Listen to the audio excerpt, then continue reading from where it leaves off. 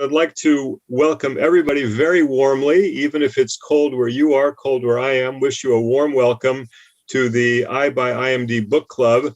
And we're very glad to have with us today two of my colleagues, friends and colleagues on the IMD faculty who've worked very hard to produce a book that I think is of great interest. Winter Nee, Professor of Leadership and Change Management. Winter's with us. Hello, Winter. And Mark Graven, Professor of Innovation and Strategy, both experts around China. And the book that we have for this month is this one here, which is called The Future of Global Retail, Learning from China's Retail Revolution. The word retail appears twice in the title. So I looked at the book, I thought, oh, this is a marketing book. It's about much, much more than marketing. It's about how really the largest economy in the world by many measures is using technology in a very exciting way. So we're delighted to have Winter and Mark with us. I have some questions for them. And as I said, partway through, we'll ask for your questions as well. The book is just out. The publication date is 2022, although it's been out for a couple months now, published by Routledge in the UK and also in the US. So we'll have a lot to say over the next hour, but let me just begin. Winter, welcome. Mark, welcome. I'd like to begin just by asking you briefly, what were your motivations in writing the book? Of all the things you could have written about, why this book? Winter, maybe we start with you. Okay. Well, welcome, everyone. Maybe three things. Out of curiosity, out of fear, and out of skepticism. So first is personally is when I go out dinner with friends, and Chinese, we always want to pay, and somehow by the time I pull the credit card to pay, it's already done. And I don't notice they ever secretly go to bathroom. I just notice they typed some message. So by the time, and also this is the first one. And the second one is, when I pull up the credit card, they always, should we say the contempt, like, really? You're still using credit card. I don't think we use credit card anymore, right? So, and I'm not just talking about the young people, right? Because in Guangzhou train station, I was approached by a beggar, and he begged me for money. And what he did is that he produced a smartphone and have a QR code and asked me to give him money or begging for money through the QR code. So this is a kind of a curiosity, right? And so I really want to find out. So this is the first one. Second one is out of fear is that we do a lot of program in China. And when I talk to the clients, right, they will talk about the red book, this is a new product, this and that. And be honest with you, there is what called a fear of being left out or missing out, right? And I think in order for me to speak the same language with the clients, it's imperative for me to find out more. And the third one is out of skepticism is 2016, Jack Ma said something about new retailer. We are embracing a new retailer, right? And personally, I'm a little bit rebellious. Whenever people use a buzzword, new this, revolution this, with absolutely nothing to support, I got really irritated. And this irritation is like, and then I try to say something, and people just keep saying new this, new that, and it was all buzzword. So what is exactly new retailer? So Mark, what is exactly new retailer as we embark our journey? Yeah, it's great. Actually, this question, Winter, that you asked was my driver to Phil's question. Like, why do we do research on retail? I focus on innovation, and I can tell you it was only one thing. It was confusion. So many things coming up. You hear social commerce, you hear live streaming, you hear Mr. Lipstick. We hear all kinds of terms being thrown around, and honestly, I never had an interest in lipstick, but after I know Mr. Lipstick, I'm like, wow, this is amazing. So what is that about? And this confusion drove me, getting a sort of a superficial understanding. It's not enough to understand actually what this whole, innovative landscape of retail is, that ultimately impacts all, every consumer, if you like, right? So I think the main driver to Phil's question was, confusion. What it is all about. So that's why we try to, clarify that confusion. Yeah, and I think you've said it very well. You've touched on a number of things that really seem to be permeating a lot of what's going on in society there. I used to go to China about once a year. It's been a few years since I went, but the last time I was there, maybe 2017, I was surprised. People were using, the payment system Winter was talking about, not for large transactions, even for a bowl of noodles. Ordinary person, very small transaction. And I looked at that, I thought, oh boy, there's something really going on here. Now, for our readers or for our listeners who are, I hope, going to be the readers of the book, but you'll learn about the book over the next hour. The book is organized with many, many examples from many industries, but it's structured in a very nice way. And the first part of the book talks about 4 pillars, and you go systematically through 4 different pillars. I think the collective picture that it draws is of a very strong ecosystem. So let me ask you, what are these 4 pillars, and briefly, why is each of them so important? Yeah, sure. So, and I think, Phil, I think you're exactly spot on when you say this is kind of like an ecosystem that has supported all those new retail concepts, those new ideas, those new experiments, and we identified, those 4 pillars. And the first pillar is e-commerce, right? So it seems to be very boring, but e-commerce in China is extremely exciting. And in the last 20 years, we've seen almost kind of like a Cambrian explosion of e-commerce concepts: horizontal, vertical, social, very specialized, online, all kinds of different things. And I think that has been, that has really driven the touch point with customers, and it's very easy to get access to new products and ultimately new services. So this, the first pillar was actually this really explosive growth of e-commerce concept. The second one actually is connected to that, is what we call delivery and logistics. So it's nice to have all kinds of new retail concepts, like 30 minutes before a crab arrives at your home. It's great to promise that, but it's a logistical problem. So without a very sophisticated meaning data-driven digital logistics supply chain, none of this would actually been able to happen. And I think this is where China over the last years, from an infrastructure point of view, but also from an entrepreneurial point of view, has made big stride. And I think that really helped to push a lot of these new concepts. Now, thirdly, we don't have to talk about, of course, payment. Winter already indicated this now. It's almost embarrassing to walk around with a wallet or a credit card. So payment has been with QR codes, with multiple options, has been made so easy that payment and the actual transaction is no longer a barrier for me to experience retail. So it's the third pillar. The fourth and last pillar is a social media landscape, which is very different from the rest of the world. Well, it is different and it's not. There are lots of different players, so you don't find your typical Facebook or Instagram, but you find equivalents of those and very interesting social media concepts, very widespread in the country, which again means the touch points with the consumer are very, very widespread. So basically, pillars of e-commerce, delivery, logistics, payment, and then ultimately social media, which are the pillars of this transformation. Okay, good, thank you. And there's a chapter on each of these. Let me ask a little follow-up there. And Mark, you've already hinted at it, but I'd like to make sure that we're clear on this, because many people listening will say, well, wait a minute, in my country, we have e-commerce and we have social media and we have payments and we have logistics. What's really different here? So you've already said, well, maybe the way the infrastructure has become as complete and sophisticated is a step beyond, or maybe the way social media is. But can you, either one of you, elaborate a little bit more? In many countries, we have some variant of these pillars. What seems to be a bit more advanced, a bit more revolutionary in China? Okay. So Mark, I think, so what we find out is that, so first of all, it's not a one thing or another, okay? Yeah. It's actually kind of combined together, okay?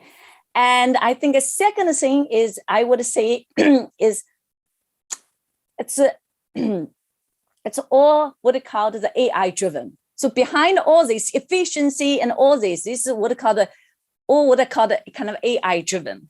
But perhaps is that I think in retrospect, we haven't, we kind of focused on technology. We have not acknowledged one very important thing, is how the mass, the ordinary kind of Chinese, as a nation, majority of population, the willingness to embrace what is called the technology, okay?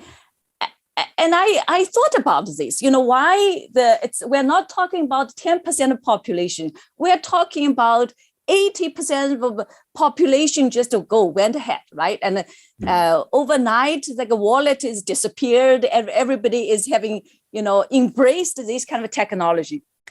I think one explanation is I think China has experienced what we call 40 years of constant change and with breakneck speed, okay? And so in China society, there's one of the very famous expression. It says, when the era left you behind, you're not even aware. Behind this sentence, it means what? Everybody has a fear of being left out. The train moves and I'm leaving behind. And I think, when you, a human being, experience 40 years of constant change, maybe you're conditioned to what? Anything new is normal. So I think, how do we look at a normality in terms of new change? So that's one. So I think maybe I could also add a little bit of my own personal, touch into it. Basically is a lot of shopping is, I don't need anything. So a lot of shopping is impulsive shopping, okay? And all this platform and all this, what we talk about, the super app, they removed any what it called the obstacles, psychological, whatever the obstacles consumers might have. Your impulsive desire is one click away. Impossible for you to miss. Okay. And the second one, I think we really have to address it, is cost, because we're not talking about 10% of the population who are rich. And I think in China, because of the mass scale, so if I compare the price you shop online, including delivery, plus the price of offline, the difference is something people can very well manage. So I think a combination of psychologically and plus the convenience and plus the cost is for me I kind of explained about why China is actually take off while other countries might have things here and there and not yet. I'm not saying they're not going to take off. They are not yet take off at a scale. And I think Mike, you have another perspective. I know that because we talked about it.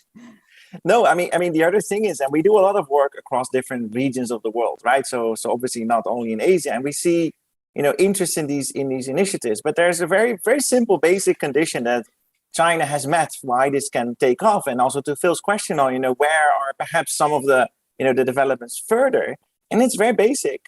It is very easy in China to have access to internet. And I'm talking about access via cheap, affordable mobile phones with cheap, affordable data plans. This is not everywhere the same in the world. A lot of places where people would love to use, these cool new concepts. But the reality is that China has been, pushing this accessibility at, basically across every category, from rich to poor. Yeah, I think that's a great answer. And you've touched on two things that are complementary, different, but very important. Mark has just talked about the technical and the cost, but Winter's also talked about the behavioral. And one without the other doesn't really work, but the two of them together are very powerful. As I said, I like very much the image you have of these four pillars. If you're going to hold up a building, you need to have strong pillars, but pillars have to rest on a solid foundation. And there's no single chapter in your book that talks about the foundation that all of this is on. I think it's implicit, but it's very important. And I think this willingness to engage new technology, and then, as Mark says, the investment to roll out affordable, ubiquitous connectivity, very, very important. I want to come back to something Winter said, and so that we're not completely positive about everything, let's also ask a few critical questions as well. When your first impulse is one click away, and you combine that with AI, and AI with a lot of data where we know about a lot of people, my gosh, are there problems here or potential problems about addiction, about surveillance? Are there things that we should be concerned about here? And I'm not talking just from the political standpoint, also from the commercial standpoint. Any thoughts about that?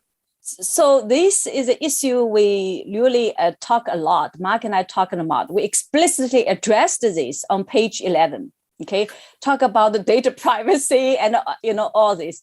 So I think it is, as we are doing this research, right? The click away is as there's. I mean, how do they do the click away? Is because they know a lot about me. They know I love mangoes. That's why every time I open up, there's always mango in front of me. So there is what we called, I think, the downside, right? And we in our book we talk about downside. But I have to be honest with you is that I find myself as, what I think and my behavior, there's discrepancy. So let me talk about my discrepancy. My discrepancy, I think it's wrong, and it's addiction and all this. It's very scary. So I wrote this in the book. But when I go shopping, somehow I forgot about all this the data privacy. I was very happily just click the link and buy it, and I feel like, wow, you just saved my life, and my life's move on. So I admit is that something we wrote about it, and so I don't know. I have any better answers except just fully acknowledge this is a huge issue for us.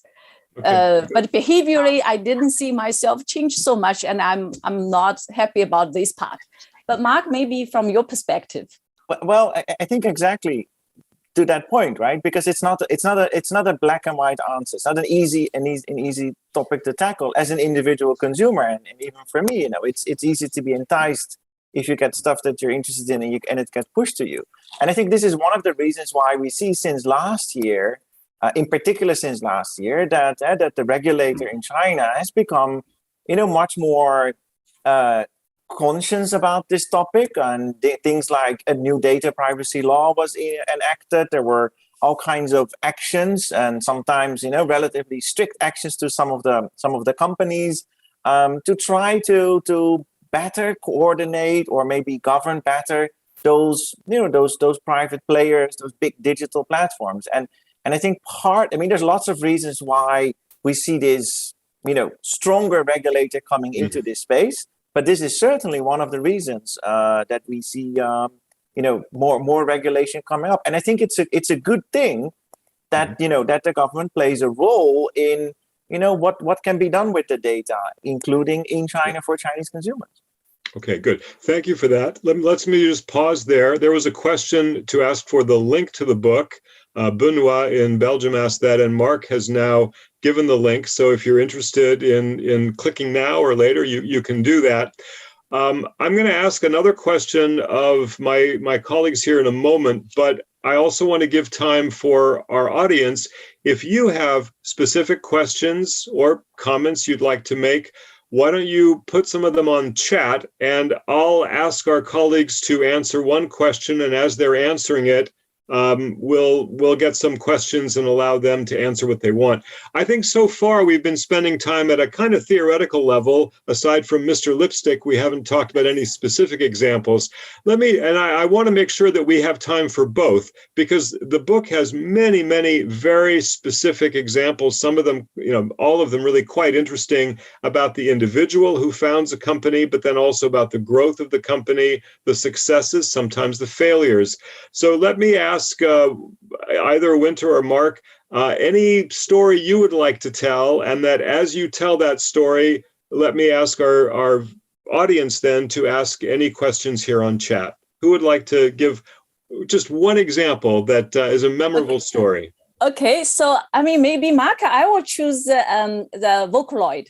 Okay, So, so the chapter, the end of the chapter called, the basically is selling without selling. I mean, selling the dream. Okay, and this one, when we were doing research, we came across what are called virtual celebrity. Means Vocaloid is actually, it's not a real person, it's a composite of this, and she has a name called Luo Tianyi, and people compose songs and all this. So, and by the way, she's also commanding the highest advertising dollars per minute in China, okay? And a tremendous popular, and for the people, teenagers, 16-year-old to 22-year-old, they're crazy about this called virtual idol. And when I first did this research, I thought it was a bit surreal. I mean, it's not a selling product, it's the emotion, right? The teenagers kind of expressed through the website. And I just couldn't understand. It was really surreal, but, and then what we did is that we interviewed a lot of, at least for me to understand, I talked a lot of teenagers who actually really, wrote these comments, I love you, and all these kind of comments, right? And that was kind of wow for me, right? And essentially try to understand about, you are not just selling a product, right? You are selling a dream. And how many people, male and female teenagers, they really project their dreams, their wants, or whatever, their depression, whatever their hopes on this particular virtual idol. So this is one aspect. And the second aspect is how do you monetize, monetize this kind of phenomena? So that was also very interesting. So that's interesting for me.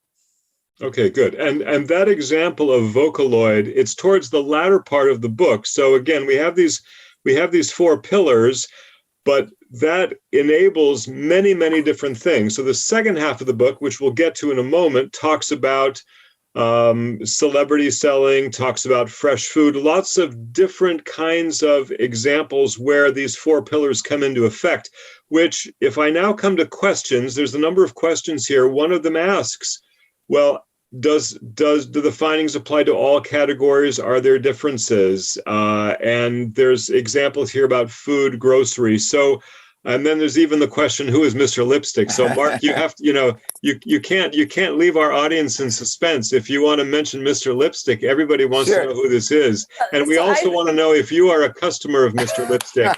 We can't tell right now.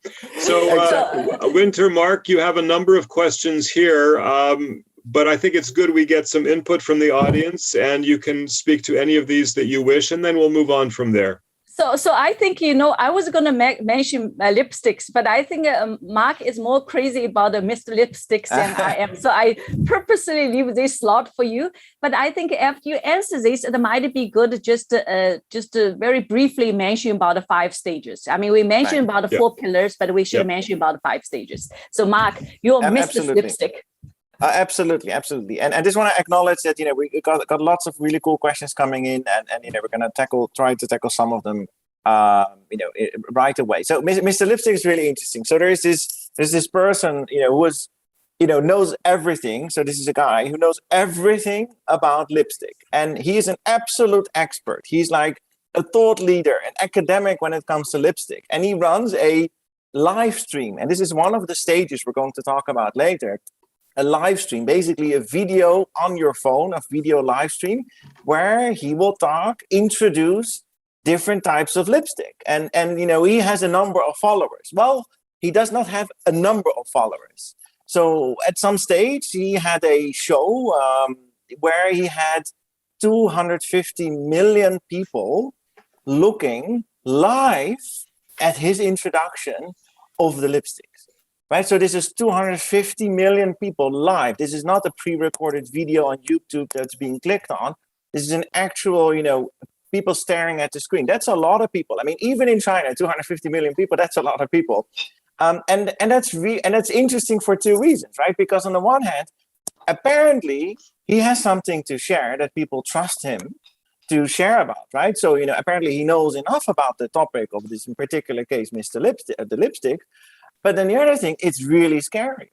Because now think about, if you are a brand, suppose you're selling lipstick, what is going to happen if Mr. Lipstick says, you know what, this one, it's a little bit so-so.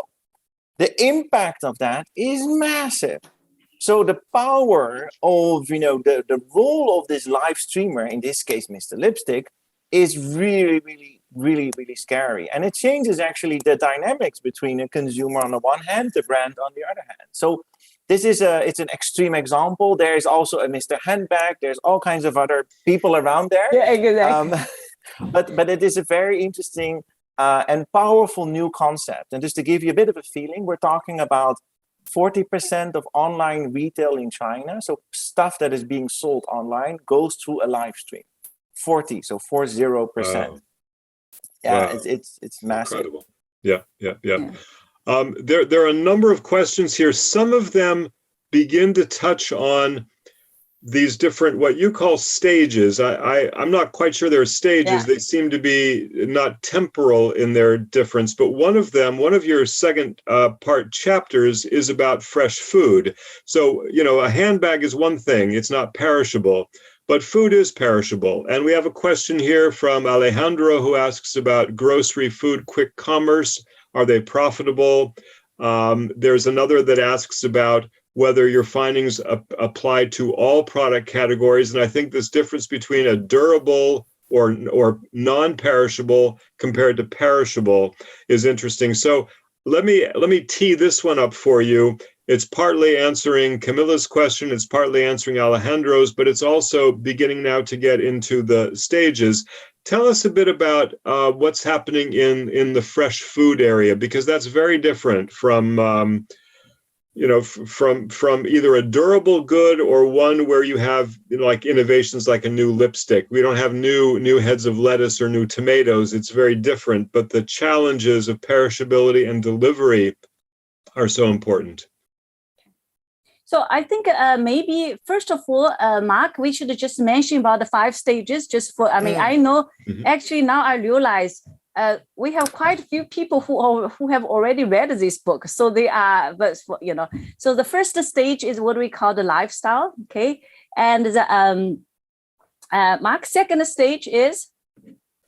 So we have one is lifestyle, one is what we call OMO, so online merging offline. Yeah. Where in particular the question around fresh food, so like fresh food delivery and the different ways of consuming, getting access to that plays a very, very big role. So we can talk a bit about that later with an example. Okay. That's the second. Third one is about social commerce. And the fourth one is about the live stream. And the last one is we originally labeled this is selling without selling. Because it's a totally new phenomenon. It's almost, I always labeled this as a national geographical quality kind of a selling. It's a spiritual selling kind of things. Yeah. So this is kind of 5 stages. And so now we're coming back to the question, basically second stage, online, offline selling, right? Exactly. So I can go ahead and you will add. Okay. Sounds good. All right. So online and offline selling is that once, basically we are talking about lobsters, fresh seafood, and still selling this at the reasonable price. Okay. So first of all, I have to talk about is what it is not yet what overall, China. So they did really well in the first tier and second tier cities. Okay, so they did well in first tier, second tier cities. So I tell you about what was surprising. Okay, in order to do what they call the online or offline shopping, actually behind this, the key is not the e-commerce part. The key is what they call the back-end supply chain and the logistics. And what they did is they went to the source, what they call the vertical supply chain integration. And this is actually prompt lot of platform owners. Well, I'm talking about the PDD. We're talking about the Alibaba. They actually owns farms. They actually, acquire farms, owns farm in order to do, in addition to all the partnership. The trend is actually get to the source. And I thought it was kind of interesting for the platform companies start to realize the importance of the direct sourcing and want to put their hands on the farming. Mm-hmm. But Winter, we also have to be critical, right? So there was a question on how profitable is that today in China, right? And the reality is that there's no magic formula. So even with these sophisticated platforms going all upstream, producing their own food and doing this, online grocery with fresh food is still not clearly, a very profitable business model. And I think what's important to understand there is that most of the companies that are into this space, and like Alibaba with their Hema Fresh supermarket or Pinduoduo, for them, this is only one thing in a big ecosystem of activities that they're doing, right? So that's why they can do that. Yeah, that part of it might not be profitable. It raises another question, which has to do with the profitability of a lot of these. And as a researcher, I read your book, and there are many, many examples, and they have a similar feel. Individual does well at studies, makes a leap as an entrepreneur, and suddenly massive success. And it's very easy, or it's tempting. I'm not saying it's easy, but it's very tempting to focus on the successes. What we don't see as much, but what I think is hinted at, is this is a very, very competitive industry in a very competitive country. And for every success, we may have many, many failures. How should we think about that? And what separates those who succeed from those who fail? Sometimes maybe they did something better. Sometimes maybe they were a little bit fortunate. What should we think about the great numbers of people and companies who are not in your book because they have not been successful? Okay. So Phil, actually, I was expecting these questions from you. And you know why? Because I read you called Hero Effect. So this is definitely, I told Mark, Phil will ask this, because if anyone who have read Phil's Hero Effect, Phil will ask these questions. So I would take the first crack at it, and then you'll do this. So for me, is that, for everyone who is successful, I think 99 is probably already failed before they even started, right? It's already failed. So I kind of looking at, what makes them success, So the first one, the number one reason makes them success is luck. That's it. Okay, luck plays a very important part. Okay, so this is the first one. Now, having said the first one, now I'm going to talk about second one. Second one is really depends is where you are. So I give you example. And this is because I wrote another book about Chinese entrepreneurial book. I studied this one. So give example of what we talk about, one of the pillars called delivery. The top three delivery companies in China are all come from the same village or same region. Okay, it's started like this. One person find a niche, said, there's a niche the customer needs, I'm going to do the delivery in small scale, and made money, because luck is the right time, right? You made a lot of money.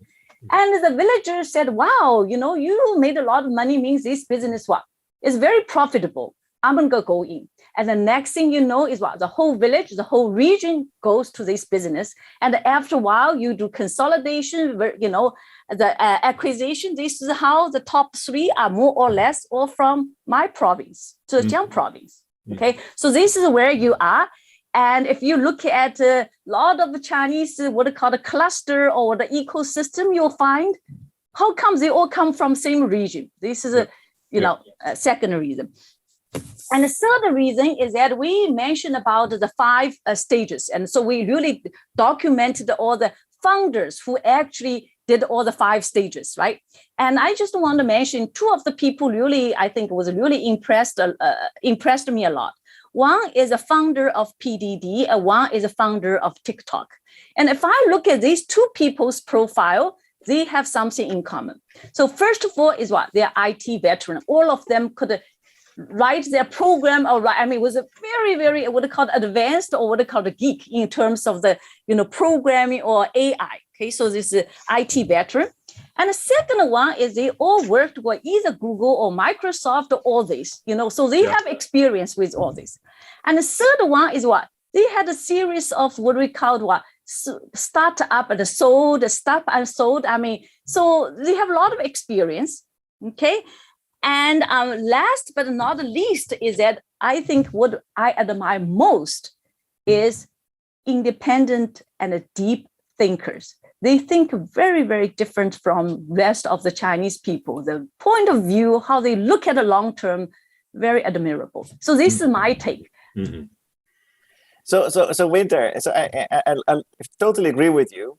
There's this one other thing that bugs me with this question, right, about the winners and the losers is, do we actually know who is the winner at the moment, right? Because the reality is, I mean, even you look at Alibaba, and I'm not talking about the government part of this, right? I'm talking about new players. We talk about Pinduoduo and social commerce.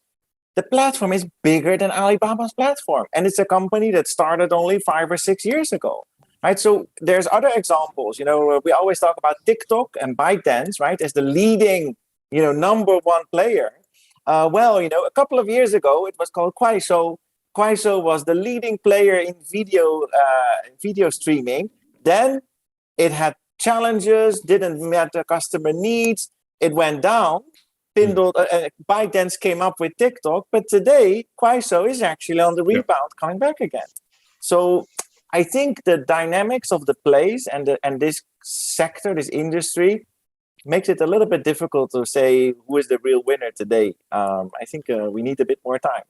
And I think what more time will show you is even who seem like the winners tomorrow will not be the winners a year from now. And you have a very nice end of the book where you come back to Chinese history and the three kingdoms. And well, it was easy to think that the three kingdoms were, Alibaba and Baidu and Tencent and so forth. But hey, guess what? As we're writing this book, maybe even that is changing. So I think that's true. There's always this dynamism, but it is fair at any given point in time to say, why are we selecting these versus those? And I come back to Winter's point for a moment. I think luck can be important, but I would never put it first. I would say if you have these other three, well, maybe you have 15 companies that have these other three, and luck may be the definitive one. But you talk about, these are people who've had, very deep thinking. These are people who have had experience at a Microsoft or a Google. These are people with very considerable technical background, but then who have the personal ability or the imagination and the courage to make a leap. So I think these are all very important. I'm just looking at, before we move away from food entirely, I'm looking at the question from Marc Etienne, who works with Carrefour in France and talks about partnering with a startup to develop robotic pedestrian drives and wonders if you see this in Asia as well. And I like this question because, yes, we're talking about China here, but innovation happens in lots of places, and there are things that companies in the West will learn from what's happening in China, and there are things maybe the Chinese, Didi looked at what was happening with rideshare in the West and maybe took it a next step. Do you have any thoughts on this from Marc Etienne? This was about robotic pedestrian drives, where customers can pick up orders placed online. So I actually have seen it already. Okay. So during the COVID time, and so again, I have to put a little bit of qualifier, right? So when a lot of the time when Mark and I talk about it, we're mostly talking about the first tier and second tier cities. So China is very big. And then later on, if you ask me what's about rest of the population, we could give another example. So what I have seen is, again, we're talking about first tier and second tier city. So the neighborhood is basically you deliver at the door of this particular big neighborhood. And from that moment on, then you text the people, and the driverless car will go, and they will text you about the code. And then you can open it up, and at which point you open it up, and so it's a last mile delivery. It's all already driverless within what is called the neighborhood community. I have seen it already. And then you, well, not I have seen, I mean, you can also see it a lot in the YouTube. It's already happening. It's a reality, not an experiment. It's already reality. Okay, good. And let me come to another question here, because we're getting now a few questions say what can be learned and where are other countries? We had a comment here from one of our participants in India. Let me just scroll back to this one, who was asking about, I think I missed it. This was a colleague asking about India. And so there's, you have, I think, a slightly provocative title, which says, the future of global retail, learning from China's retail revolution. And there's an assertion here that as China is having this revolution, it will be leading the way worldwide, which raises the question, where are other countries? Is this one avenue and China is the first along this one, or will there be many? What are your thoughts there? Do you know where other countries may be in terms of this retail sophistication and embrace of everything digital for the retail business? Maybe I start with a simple observation. I mean, we've done a lot of research on China and maybe other parts of Asia, and I think it's safe to say that we see similar patterns in other markets in Asia. For instance, you look at Singapore with what Grab is trying to do, or you think about Indonesia, where we see Gojek and Tokopedia building basically almost an Amazon Alibaba for the Indonesian market.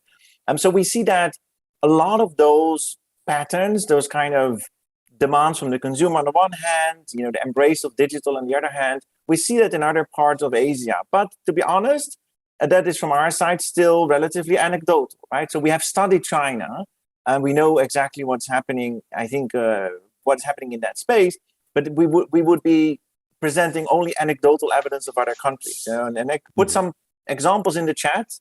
I come from the Netherlands, so there's a couple of really interesting things happening in the Netherlands. I put them in the chat already, and there's some other examples. But I think it's safe to say that Asia is clearly on the same path, but would be dangerous to make claims about the rest of the world. I don't know what you think, Winter. So I think, I totally agree with you, right? But we often got asked this question. So we did a kind of look at particularly one stage we call the live stream, right? So clearly we saw even US, right? There's a few live streams that we investigated, but I think it's it's not at the scale at what China is. So we see what called early sign. Okay, good. In live stream, particularly in live stream, just live stream part. I think in live stream, And I had seen some examples in Korea of extremely efficient food delivery. But the comment, by the way, this was from Rishabh Jain in India. But I'll give you an Indian, something I learned years ago. I was doing a case study about ICICI Bank, one of the largest private banks in India.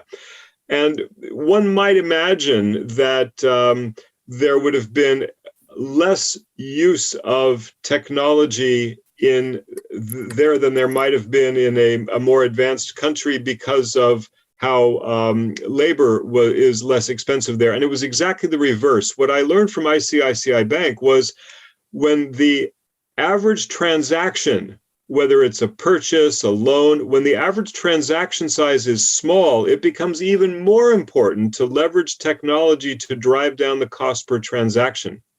And so the corollary would be in China, because there are so many people, so many transactions, many people not that expensive, all the more important to be very, very efficient in how we process payments and so forth. So I think that would be a comment I would make to Rishabh.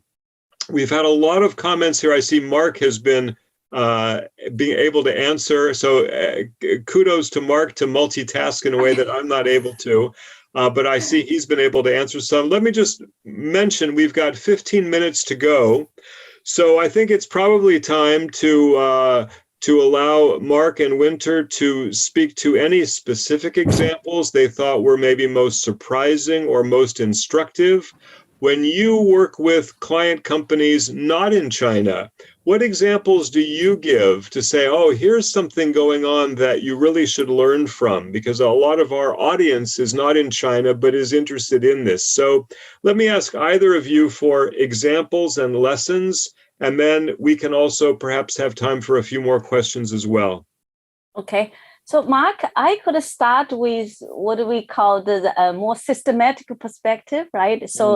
So even before our book came out, and one of the clients in Russia find out and immediately said is that I want to customize, whatever you do research, you present to us and then apply to Russia. So we actually went through this kind of very systematically, this one, right? And what we learn in China, but we tell them what's the context, and then we look at the Russian context, then we see, what we can apply, what we cannot apply. So that I think was, we did this exercise and it went really well. And in the end, we have really kind of very tangible projects they're going to implement. So Mark, yeah. I think there's other few more maybe. Yeah. So these are fantastic questions. Again, I really appreciate the questions in the chat on what. So what can we do with this, right? I'm not in China, so what does it mean for me? And I think there's two very important takeaways from at least that we think from the study. All of the concepts that we've been talking about, whether it is live streaming or social commerce or this OMO or online versus offline, all of these are basically responses to consumer needs. Right? These are solutions. These are new business models. These are new business models trying to solve a problem. Now, might you find similar problems in customer problems in other markets? Of course, right? The same questions of, how do I select the best lipstick? I can, go to a website. I can read 1,000 books. I can go to 100 shops, or I follow this person online, which I trust to know this thing. The challenge that this person is trying to solve is a customer problem, and it solves it in an interesting way. So to the question of, will that, is that only a China thing? No, it's not, because it's a very normal question that any consumer would ask, and this is a new solution. And that brings me to the second point. It actually showcases what technology practically in application can bring as value to consumers. So all of these new concepts, why we call it new retail as well, they are digital enabled new solutions that allow that value to be delivered. So when we work with companies, we might introduce an example of social commerce, of how there's a new concepts being sold, group buying, gamified in a Pinduoduo platform. But then we explain it, for instance, in a Dutch or an American or in a local context from the local consumer's point of view. So the point is, none of these are China specific. They just happen to be, how to say this, because of the scale and size of the place, they just happen to happen there earlier, quicker, and at larger scale. Mm-hmm. But we see clearly that these are happening in other places. And I would say, and this is the last thing maybe Winter wants to add, is it reminds us of a couple of things. For instance, one of the biggest lessons is, maybe thinking and rethinking the retail journey as a brand. This tells us and gives us all kinds of inspirations for, actually, what is that consumer journey? Where are the hurdles, and how can I take that away with all these different touch points that are created in these new concepts? So, there's a lot more, but I think it's important to see that these are actually driven by consumers. The questions come from consumers. Okay, good. Thank you for that. Let me just mention at this point, so something we said earlier, I first got this book, I said, oh, retail, but gosh, Winter's professor of leadership and change management, and Mark is professor of innovation and strategy. But I think what we see here is that leadership, change management, innovation, strategy are really coming together in this ecosystem where intelligence, customer intimacy, logistics all coming together. But I'll say one more thing here. For any of you who have not yet seen the book, at the end of every chapter, there are a series of questions that Winter and Mark ask. And there are questions they ask of you as the reader to relate these ideas to your firm and your industry.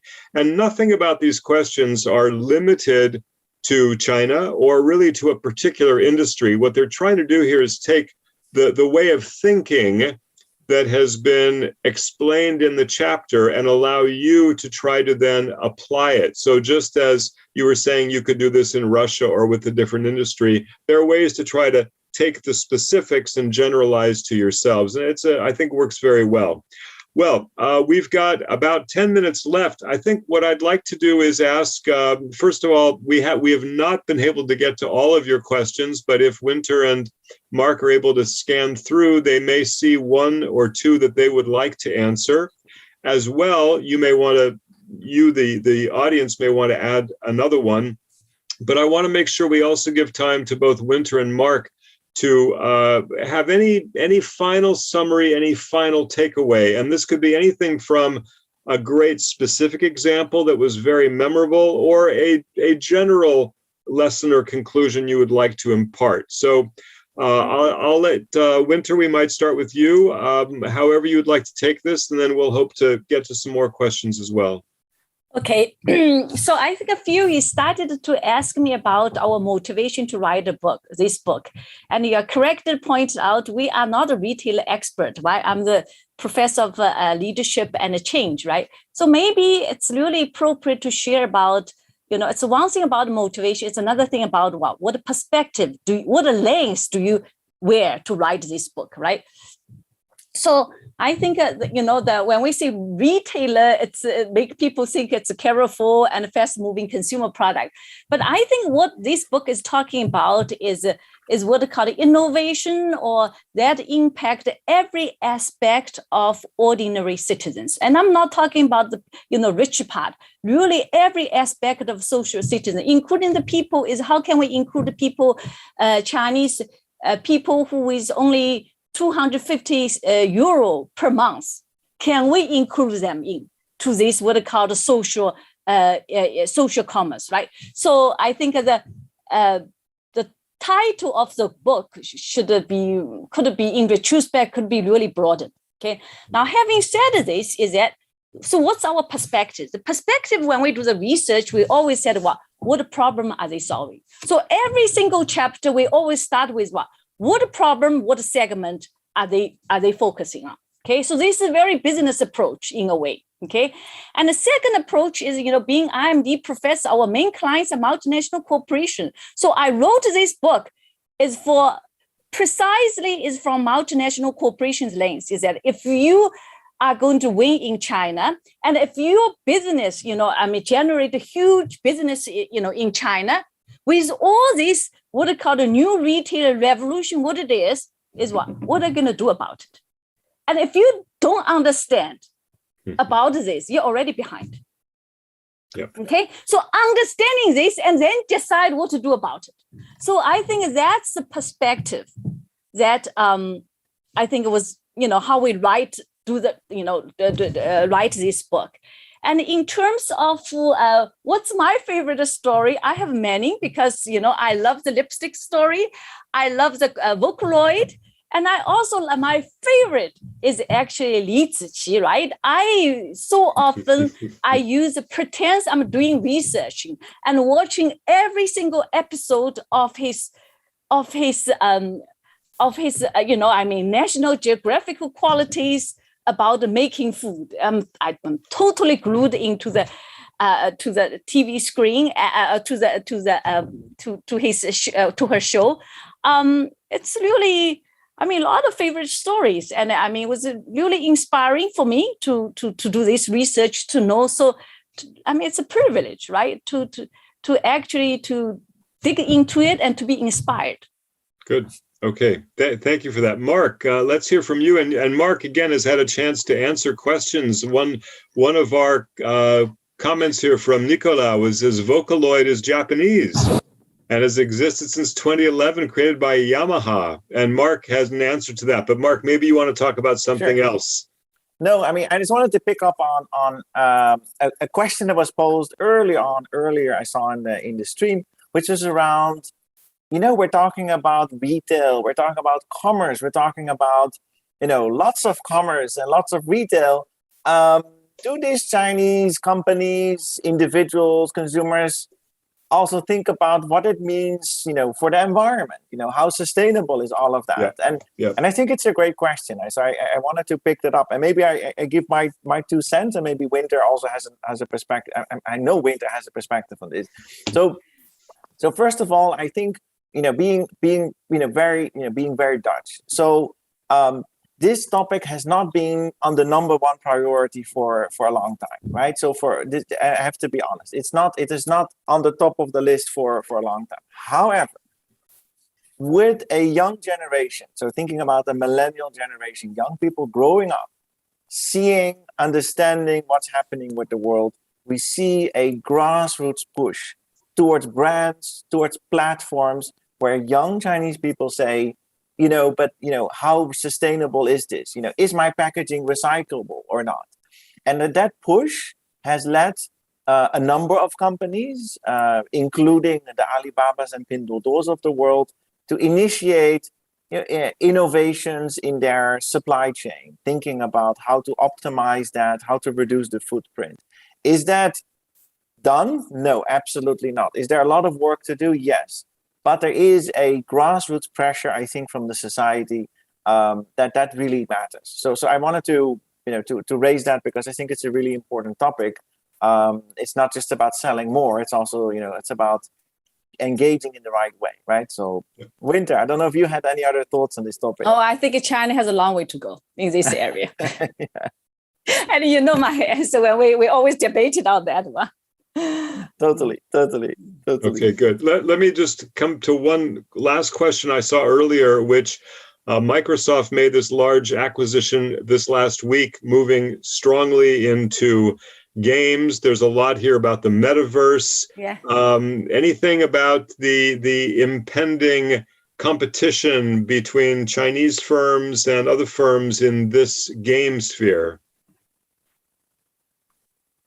Yeah, I mean, so there's a lot of things happening, especially in the US, right? So when it comes from esports, so which is already a totally an online environment, but including companies like like a Walmart, traditional retailers that have jumped on live streaming. They're working together with for instance, with a TikTok type of solutions to pursue similar ideas as what you see in China. So I think they're going to see a lot of competition. I think Chinese companies, if they are internationally active, will increasingly see competition in this space as well. Okay, good. Winter, last comment. So that's why I think my view is that's why we know, Mark and I we don't know whether, who is the ultimate winner, right? So in a couple of years, maybe there's another, what it called the TikTok meta, some kind of meta universe is coming up, upsets the whole, what it called the 3 kingdom.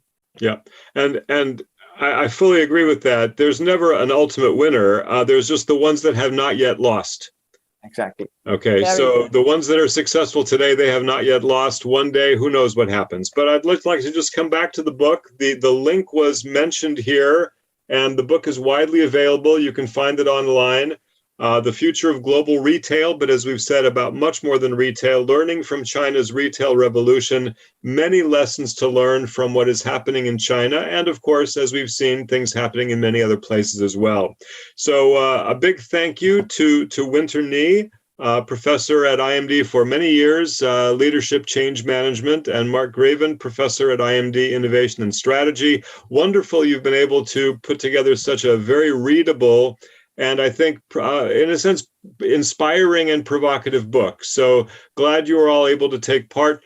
Thank you to everybody. The IMD team has recorded this. So if any of your colleagues were not able to take part, but you would like them to be able to experience this hour, you should be able to do that as well. So I think we leave it there. Winter, Mark, thank you very much. And thanks to all of our audience for attending today. Thank you. Thank you. Thank you. Thank you. Bye-bye. Bye-bye.